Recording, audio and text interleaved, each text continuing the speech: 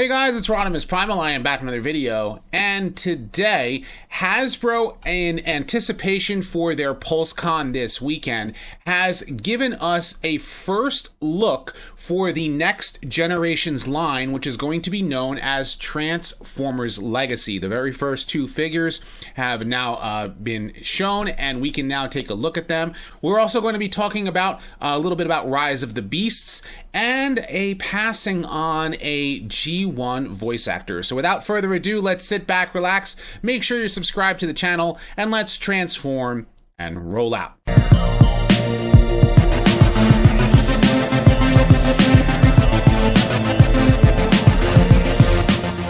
Consider supporting the channel on Patreon, becoming a channel member, or purchase some merch like my new CWO Con World Order t-shirt today. Alright, so the very first thing that I want to talk to you guys about today is the unfortunate news that Jack Angel passed away yesterday, and a lot of people were kind of questioning whether or not the news was real, but it has been confirmed that Jack Angel did pass away. He was over 90 years old, and you know, he had lived a full life, but he had done so many voices that to a lot of us, not just Transformers fans, have grown to appreciate in so many ways. Specifically, he was Zarkon in the original Voltron cartoon. He was in the Spider-Man animated series. He was in G.I. Joe. He was in Gem. He was in She-Ra, I believe, and he was also in specifically in G1 Transformers. He was the voice of Season 3 Ultra Magnus. He was the voice of Omega Supreme. He was the voice of Smokescreen, Astro Train, Breakdown, Ramjet. He was Cyclonus after, I believe, Roger C. Carmel passed away, you know, before the Return of Optimus Prime Part 1. So Jack Angel took over for Cyclonus moving forward afterward, and he was also one of the voices of the Sweeps. So yeah, his voice is going to be extremely missed in a lot of ways. And you know, it's a very distinctive voice too. Like, you hear it, you go, yep, that's Jack. That's Jack. I've done videos for most of the characters that he has voiced. I still have to do a Smokescreen video that is definitely on my list. And of course, I've already done Astro Train and Ultra Magnus and Omega Supreme. So yeah, you will be definitely missed, Jack. So rest in peace.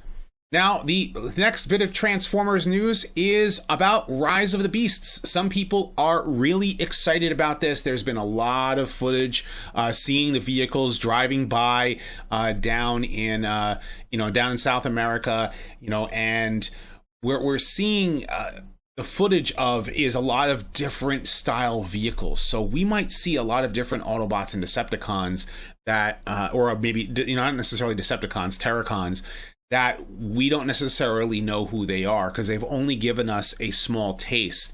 And I believe it's in Peru, right? But now filming has wrapped. They are done filming, and it's now going to go into post-production, and then we'll eventually see maybe a first trailer, maybe by the Super Bowl, maybe.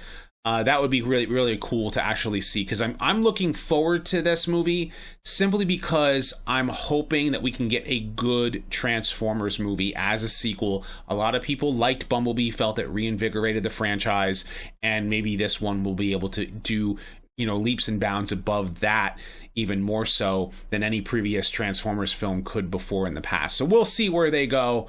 I know some people have their ups and downs about it, but we'll see where it goes. Now, the big Transformers news that happened today is that IGN gave us a first look for Transformers Legacy. At this weekend is going to be PulseCon, and Hasbro is going to be revealing a whole bunch of Transformers toys that a lot of us are excited about, because there's a lot of names that are dropping. It's not just G1 characters, they're doing other characters as well. So we're expecting to see things from Beast Wars. We're going to see things from Animated, maybe from Prime, maybe from Cyberverse, even some of the characters that were created specifically for that. Who knows? Who knows where they're going to go? And I know what, I like the idea of that. I like the idea of Transformers Legacy being a, okay, we went all out so much with the War for Cybertron with a lot of G1 characters, and now we can go on to do, still have G1 characters mixed in with a bunch of other ones. And that's what Kingdom was all about, was introducing the Beast Wars characters to a brand new audience. And now we're going to be able to see other characters from other Transformers series, and I think that's a cool thing as well. So with this, I'm going to be at TFCon this weekend. If you guys already know, I'm going to be on a panel on Friday night, and I'm really excited about that. Here's the thing. When Hasbro is doing their PulseCon, I'm going to be on the road on my way to Baltimore. So I'm going to try and find out all the information, all the images and stuff like that what's coming down the pipeline. And when it is, I will do a news video at that point, once I arrive at the hotel. But in the meantime, we do get a first look at Skids and Bulkhead. And looking at both of their robot modes here, yeah, you know something? I like it.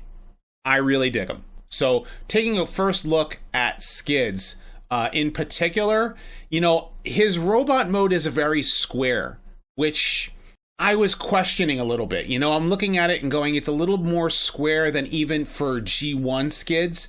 Because when you take a look at images of G1 Skids, the toy is a little bit more round. He isn't as square, but he did appear in 2 G1 episodes in the cartoon. So 2 specific episodes. One was, I believe, was Quest for Survival, and the other one was Triple Takeover. So that being said, he didn't appear much at all in the cartoon. He did have a little bit more showtime in the comics, where he had a little offshoot adventure, and it was kind of neat to see Skids in action there. So a lot of people really dig him from the G1 Marvel comics, but then there are a lot of people who are fans of him from the IDW comics as well. But that's the thing, is if you're a really big fan of the character, you really want a brand new toy of him. And taking a look again at this particular toy does look cool. It looks cool. It's not, I would venture to say it's not as, again, G1 accurate, since it is an interpretation of the G1 character. So I'm all right with it, overall. And then taking a look at his vehicle mode, take a look at, notice he still has the 5mm ports for his vehicle, but it's very square. The actual original vehicle is not so square. And of course, but the paint job is all right. I'm sure Toy Hacks is going to end up giving us labels for the rest of the striping all the way up into the front of the hood, because it kind of looks a little off. And he does have some interesting weapons. They do give him his same weapons that he had from G1, but he also has this weird axe.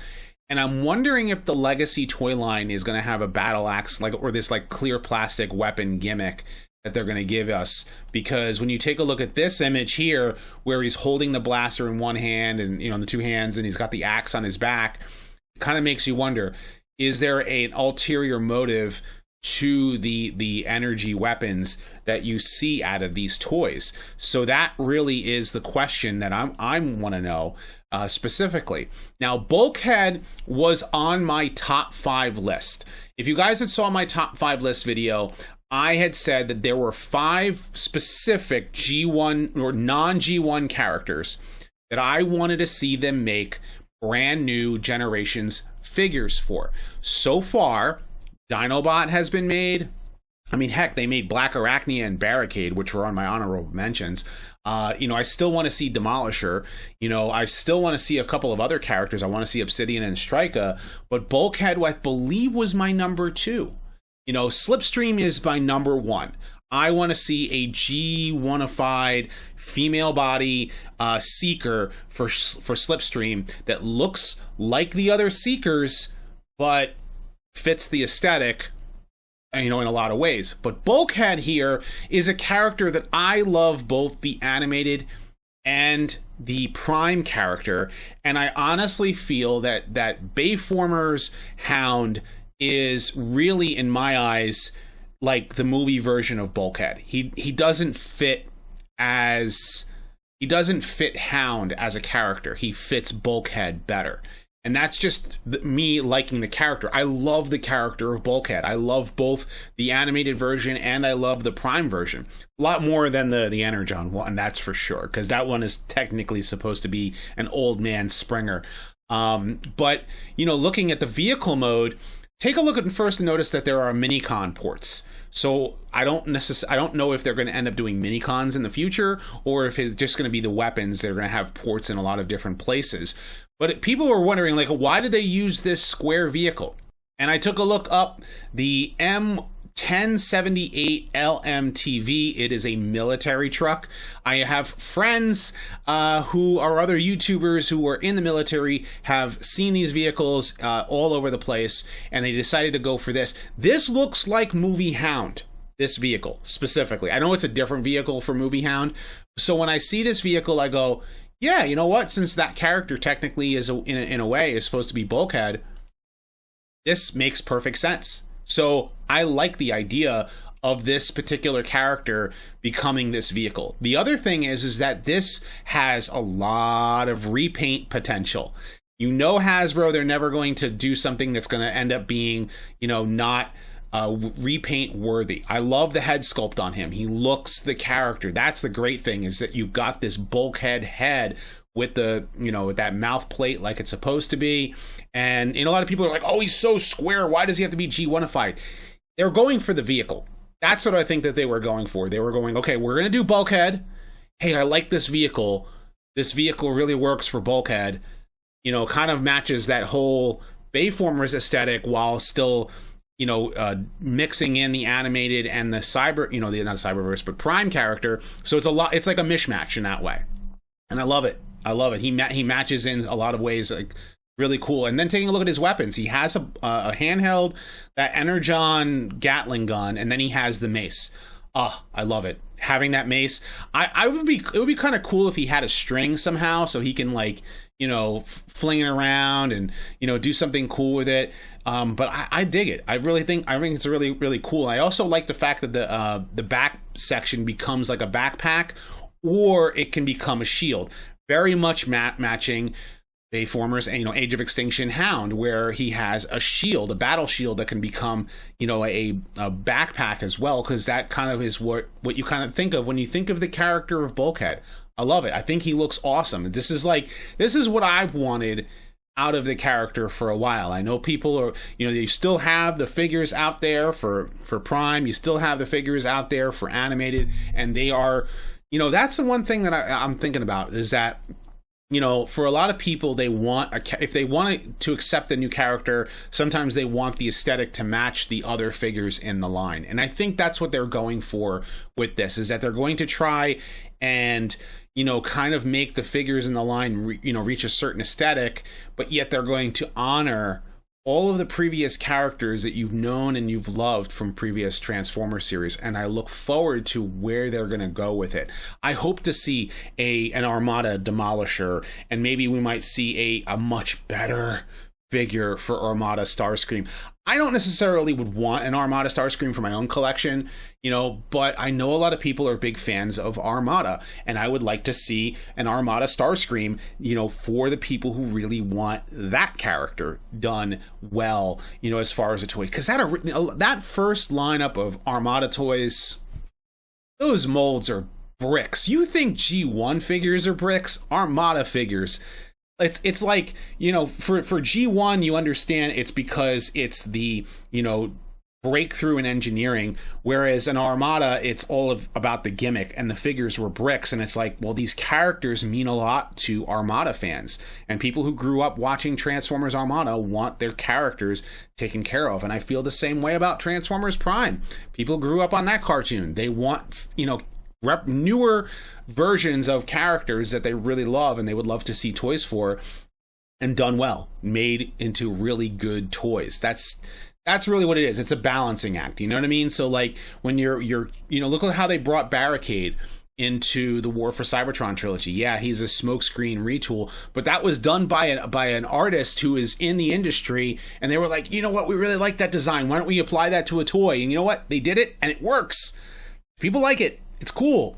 You could still have, you know, they could still do, you know, the studio series versions of these characters as well, and they're selling. So it's cool that they're still able to have this mix and match for so many different Transformers fans, and that's why I'm excited for Legacy. I'm excited for Legacy because whereas they went crazy with G1 with the War for Cybertron, which obviously burnt so many of our wallets to the ground, now they're going to be reaching into a lot of people who grew up on other Transformers series as well, and they're going to be able to have figures in the similar aesthetic, and I think that's a good thing. I really, really do. But I want to know what you guys think. Are you excited about Transformers Legacy, or do you look at these figures and kind of go, maybe not? You know, of course, leave your thoughts in the comment section below. Be sure to thumbs up this video and subscribe. Check out my other videos as well. I have many more Transformers videos coming down the pipeline, so stay tuned for all of that. And as always, guys, until next time, till all are one.